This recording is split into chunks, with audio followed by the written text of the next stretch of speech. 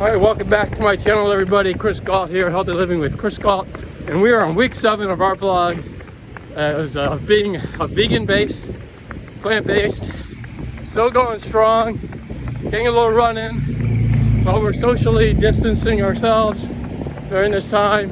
Hope everyone stays safe. Rob, you have anything to add? No, just good weather today. Yep, great weather. I hope everyone stays safe.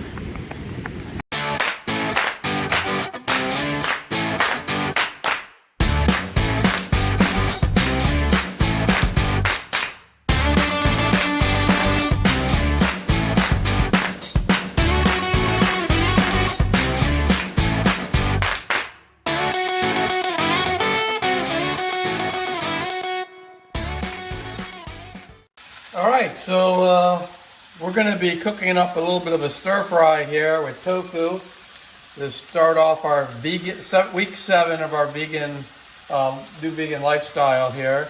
Robin, what are you doing? I'm going to make some cauliflower fried rice. So she's going to make some cauliflower fried rice. I'll show you what I'm doing. I'm sauteing all these vegetables, and I've got sesame oil going on there, and I'm going to put some pepper, some garlic salt, and some onion powder, and a little bit of regular salt, Himalayan salt, sea salt, and get this party started. The onion powder, put a little of this stuff in. It's like garlic, pepper seasoning. And put a little bit of that in there. A little regular pepper.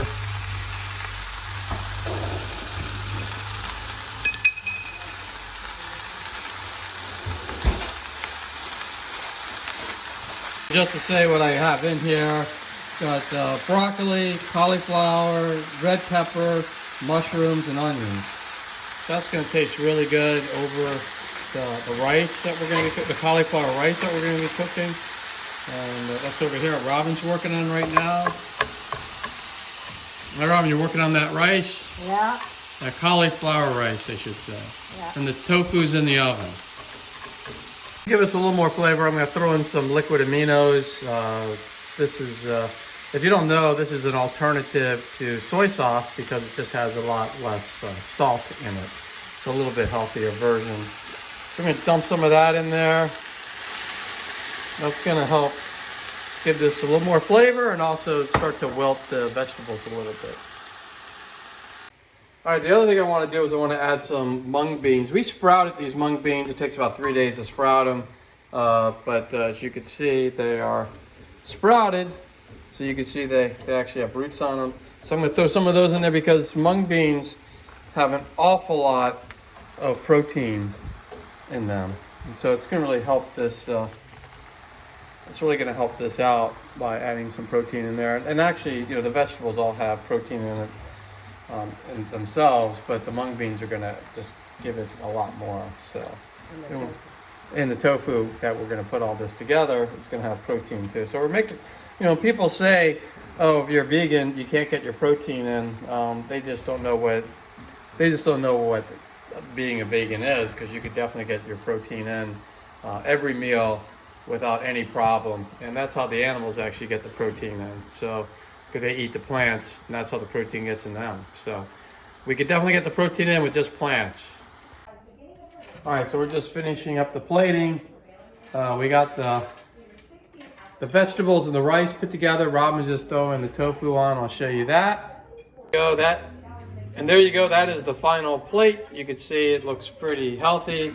You got some tofu on there, you got a bunch of different vegetables, and then you got cauliflower rice, even more vegetables, all mixed together with some great spices. So this end has the sprouted mung beans, like I mentioned.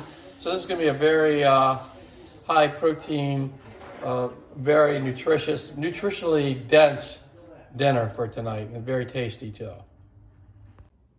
All right, so I'm going to give this a taste.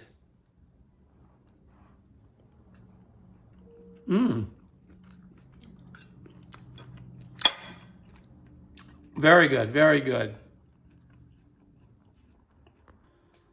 All right, so just for the fun of it, I actually Googled facts about vegans. And you could do this yourself. And I'm just going to read to you the very first thing that pops up on the Google site is 7 facts you probably didn't know about vegans. I'm not sure if you can read that, but I'll read it to you. And here are the 7 facts. Vegans spare the lives of about 30 animals per year. So that means one vegan actually is responsible for saving 30 animals each year, that one individual. Being vegan cuts your carbon footprint in half. So every human being has a certain carbon footprint. So each one of us has our own. And if you're vegan, you actually have half the amount of carbon footprint than an average person who actually eats meat. So that's what that means. So you can feel pretty good about the first 2 of these facts. Vegans live longer. I like the idea of that. So obviously there's facts out there, there's scientific proof that shows that people who are vegan typically have a longer life than those who actually consume animal proteins. And now, again, and I say this all the time, I'm going to say it again. I'm not saying anyone has to be vegan. That's not what I'm trying to do here. In fact, I've only been doing this. This is my 7th week. So, obviously, being almost 59 now, I have, which I will be this month. But I've eaten meat my whole entire life except for 7 weeks. So, I'm not saying anyone has to go this route. I'm just wanting to read some of the facts and what it's like to be a vegan and what the lifestyle means, what some facts are. And these are the ones that are on Google.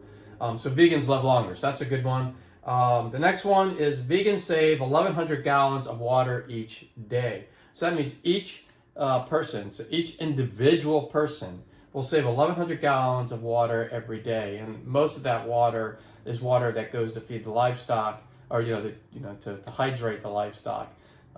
So that obviously they stay alive, the animals stay alive.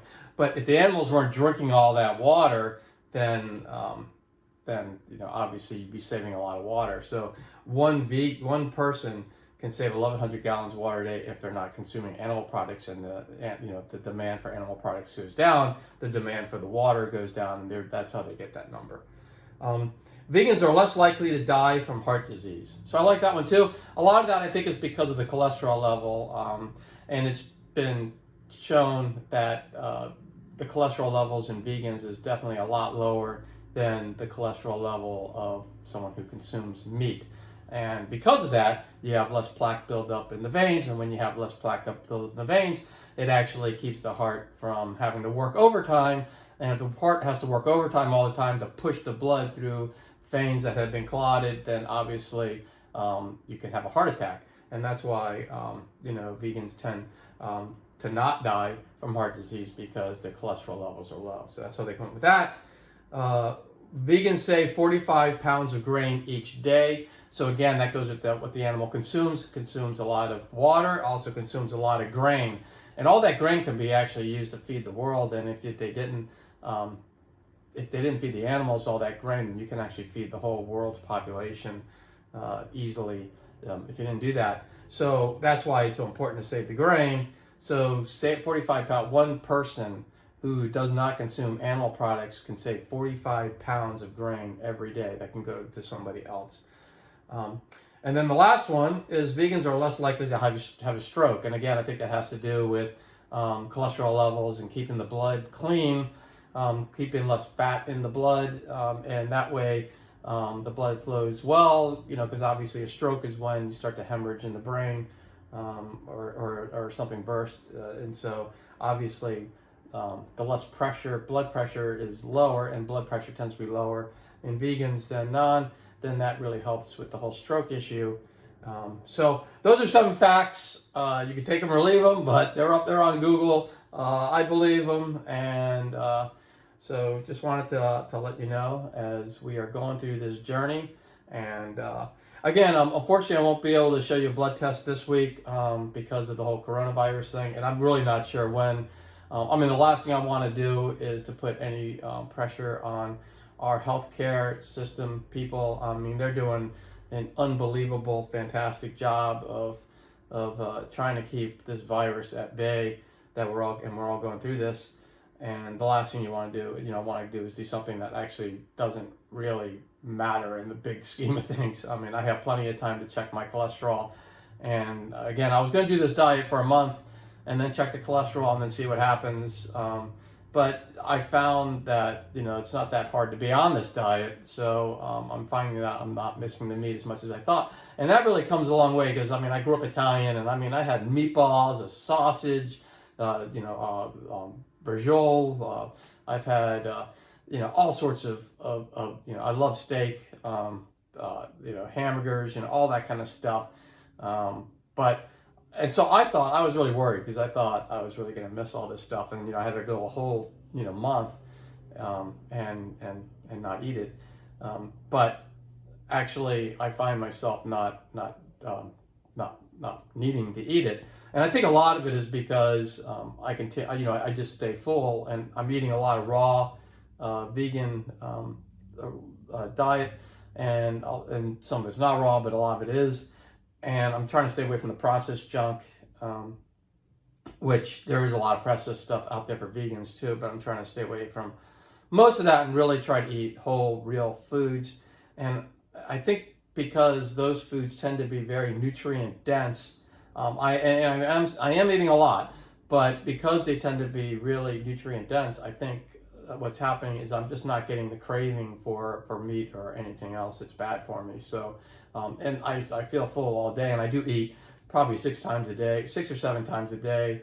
And I do that to try to keep my fat burn going correctly, so that way I make sure that I have food in my body all the time. I'm not eating gigantic meals, but I'm eating decent meals all through the day, and I think that's just much better. And I think what happens is when you do that is you have less cravings too for the bad stuff. So anyway, just wanted to share that with you, and I will talk to you in a little bit. All right, it's a little windy up here. I'm on my rooftop deck, but I thought I'd just change the scene a little bit. I'm just going to go over 5 misconceptions that people have about veganism or being a vegan. So number 1 is that people think that vegans just eat salad, but there's actually a whole range of other foods that vegans eat. There's tofu, there's legumes, there's nuts, there's all sorts of stuff. There's lentils, there's the stuff that has a lot of protein in it. Obviously there is the I guess you could say the imitation meats like Beyond Meat and Imitation Burger that are actually really close to being that way. There's ways you can make vegan cheese. You can obviously make milk out of almond. So you can make almond milk, coconut milk, and from that you can actually make yogurt from it, and it's all plant-based. And so there's also actually an awful lot of different foods that you can eat if you're vegan and you're not just eating salads. Now, obviously it's really good to eat salads because this raw vegan diet is really good for you. But there's so many other foods that you can get that you can cook and make. And I've even made a gluten-free vegan pizza with vegan cheese, and it actually really tasted really, really, really good. It is a misconception that they just eat plant food, salads. Vegans can eat a whole range of foods that actually look a lot like anything else you would see. Whoops, papers are flying around. Next misconception that's out there is that vegans must miss eating meat and dairy. I mean, why else would they eat, like Beyond Burger and Impossible Burger, or Beyond Meat and Impossible Burger? And the reality is that most vegans don't miss meat. They're okay with it.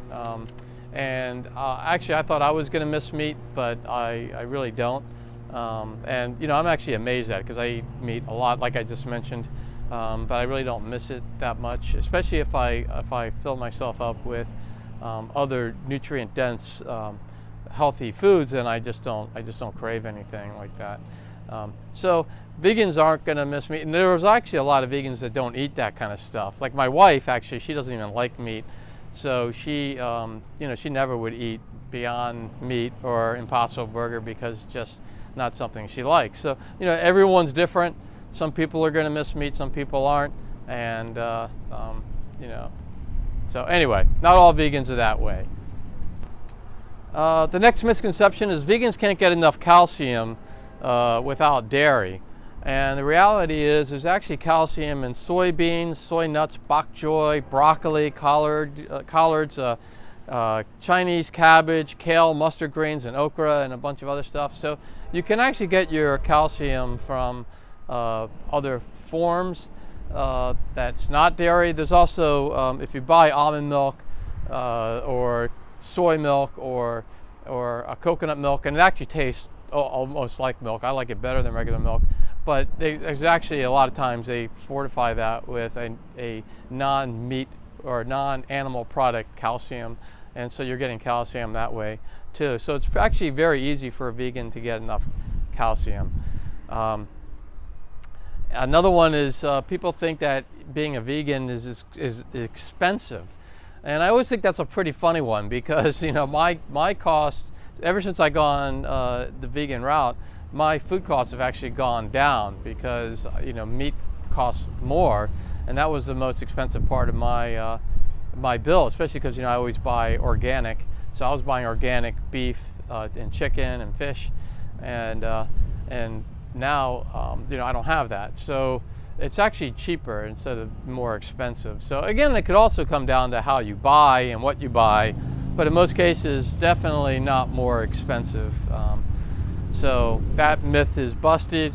And then the last one, and this is the crazy one, but I hear it all the time, and I probably should have said this one first, but I saved it for last. Vegans can't get enough protein. I know everyone says that because you have to get protein from animal products, and I think I've shown you enough stuff in other videos, but if not, that whole thing has been debunked, and it shows that the animals are actually just like a middle person or middleman, I guess, however the term is, between the protein and us. So the animals get their protein from the vegetables, because the vegetables do have protein. If you mix your vegetables up too, you're going to get a good range of protein. There's also protein in legumes and nuts and seeds and all that you're going to get plenty of protein in without animal product. But the animals eat that stuff. That's how they get the protein, and then you eat the animal and you get the protein from that. And just to throw it out, and I know I've said this in several videos already, but how do you think a gorilla gets so big? And they're vegan and they're eating fruits and vegetables, and you see how big they get and how muscular they get. And I don't think there's a human around that's as muscular as a gorilla. So so that's been debunked. And so those are the 5 myths that I have. I thought I'd just share them with you, and talk to you later. All right, one of the things I want to do is actually try to grow some of my own stuff. Now, I don't really have a yard, but I do have a rooftop deck, and that's a lemon tree, and it's starting to get a little yellow, so I need to feed it some good stuff, and I want to make sure I stay organic. So this is an organic plant food for citrus plants, so I'm hoping that will help this plant out a little bit. There's a little bee flying around the plant, so that looks like a good thing. So I'm going to do that, and hopefully in a few months I'll actually have some great organic lemons growing right off the rooftop deck. The other thing I want to do down the road, which I haven't done yet, is get a pygmy avocado tree. I can't get anything too big because it is a rooftop deck, and whatever I have, it has to live in a pot. As opposed to living in the ground. So anyway, I'm going to be doing that, and we'll see what happens. So this actually concludes week 7. Again, I couldn't get my blood test yet because of all the stuff going on with coronavirus, but I guess we have to do what we have to do, and so stay tuned to week 8, and I will have some more things that we're doing. Obviously, we're doing a lot of sitting in the house like everybody else is doing, trying to stay safe. I hope everyone else is doing the same. Stay safe, everybody. We'll get through this, and we'll be back to normal in no time. And I really do hope the best for everyone, and I will see you in the next video. See you guys. If you like this video, please click on the thumbs up button, and also please subscribe and click on the notification button to get all this great content that's coming up every week. Thank you.